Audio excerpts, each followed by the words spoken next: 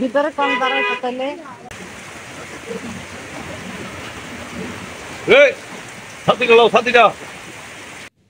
সেদিন আমরা যখন নরসিংদী থেকে রওনা দিলাম, সকাল থেকে ছিল প্রচণ্ড বৃষ্টি।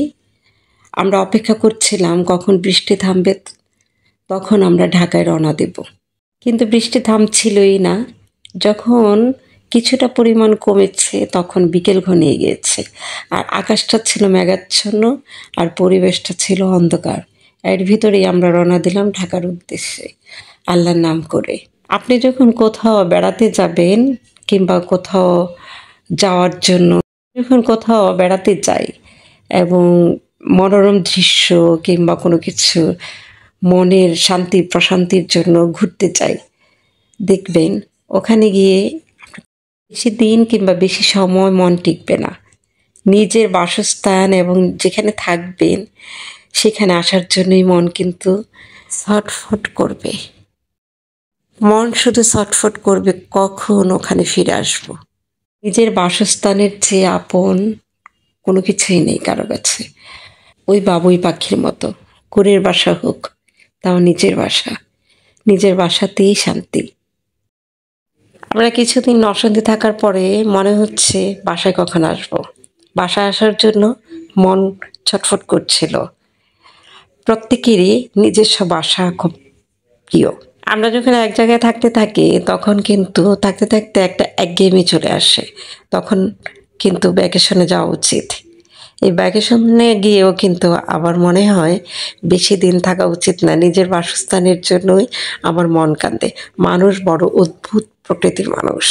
আমরা কিন্তু অলরেডি ঢাকার ভিতরে পৌঁছে গেছি। দেখতে পাচ্ছেন ৩০০ ফিটের রাস্তা। আমরা সাহেবপ্রতাপ, পাঁচদোনা, শেখেরচর, মাধবদী,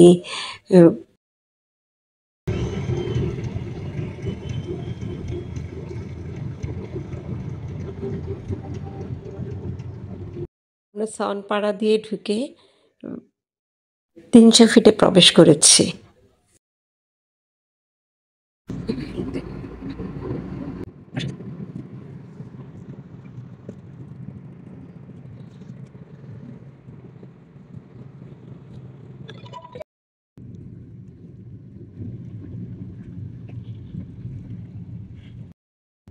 আপনার কি তারা আছে?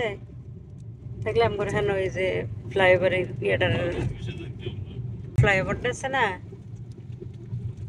এখন আর আমাকে রিক্সা করে দেন, আমরা যাবো অটো দিয়ে। আপনি আবার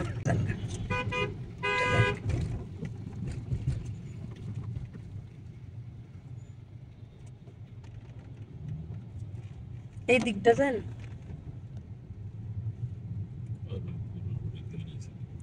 শেষমেশ আমরা বৃষ্টি ভেজা শেষ শীতে বিকেলে এসে বাসায় পৌঁছেছি। আর এইগুলো নরসিংদী থেকে, নাগরাকান্দি থেকে কিনে নিয়ে এসেছিলাম, তাই আবার ঘুরিয়ে ফিরিয়ে দেখছি। ভালোই লাগে মাটির জিনিসগুলো। মাটির মানুষ, মাটির সাথে সম্পৃক্ত থাকা ভালো। মাটির জিনিস আমার ভালো লাগে। ভালোবাসি মা, মাটি, দেশকে।